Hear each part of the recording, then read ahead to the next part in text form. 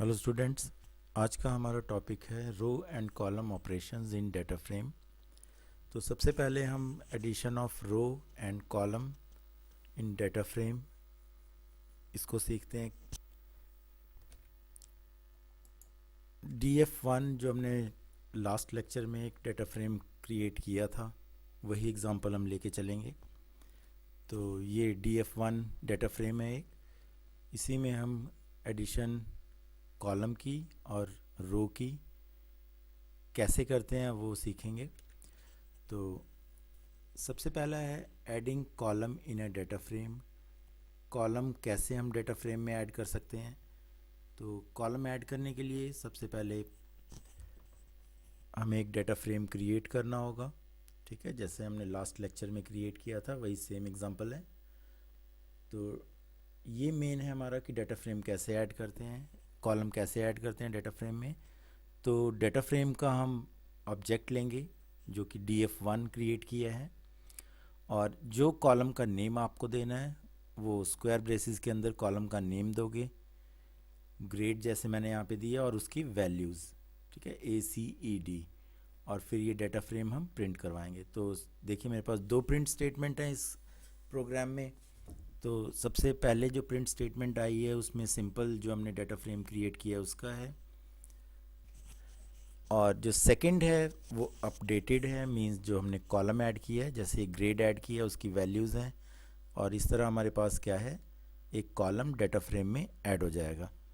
Next है if column already exist then existing column value will be replaced by new values as shown below. अगर हमारे पास जो हम column add कर रहे हैं उस नेम का कॉलम पहले से ही एग्जिस्ट करता है, तो जो उसकी वैल्यूज़ हैं वो न्यू वैल्यूज़ से क्या है, रिप्लेस हो जाएंगी, ठीक है। जैसे हमारे पास सैलरी कॉलम है तो ये पहले से ही एग्जिस्ट कर रहा है, तो जो ये वैल्यूज़ हैं, जैसे ये आउटपुट है हमारे पास सैलरी, जो ओल्ड वैल्यूज़ है 5000, 8000, 10000, नैन, और इससे न्यू वैल्यू से ये अपडेट हो जाएगी, ठीक है। तो इस तरह हम क्या है कॉलम ऐड कर सकते हैं, किस तरह ऐड करते हैं, और जो मान लीजिए एग्जिस्टिंग कॉलम है उसको हम जो वैल्यूज़ हैं कैसे वो रिप्लेस हो जाएंगी। तो नेक्स्ट है adding column using LOC functions. LOC function से भी हम क्या है कॉलम को ऐड कर सकते हैं, इंपॉर्टेंट फंक्शन है ये।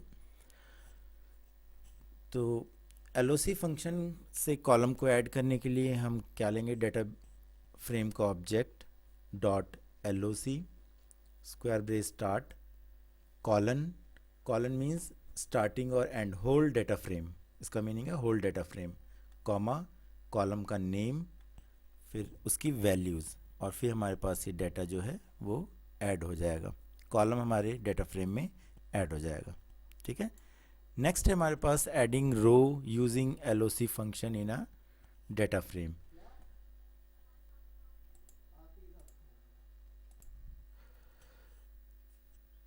LOC फंक्शंस के थ्रू हम कैसे रो को ऐड करेंगे, जैसे हमने यहाँ पे लिया डेटा फ्रेम का ऑब्जेक्ट डॉट LOC, यहाँ पे आप रो का नेम लिखोगे, जैसे मैंने ABCD जो है कैरेक्टर में रो का नेम लिया हुआ है, इंडेक्स किया हुआ है, तो यहाँ पे मैंने E दिया है। वैसे आप इंटीजर वैल्यू भी हम ले सकते हैं।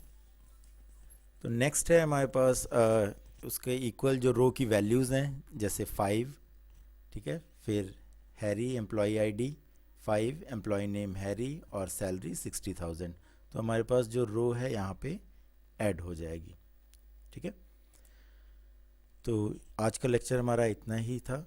नेक्स्ट लेक्चर में हम deletion of row and column in a data frame क्या है उसको सीखेंगे, कैसे हम किसी रो को ऐड कर सकते हैं और डिलीट कर सकते हैं डेटा फ्रेम से, ठीक है। तो इसकी प्रैक्टिस कर लीजिएगा। Okay, thank you.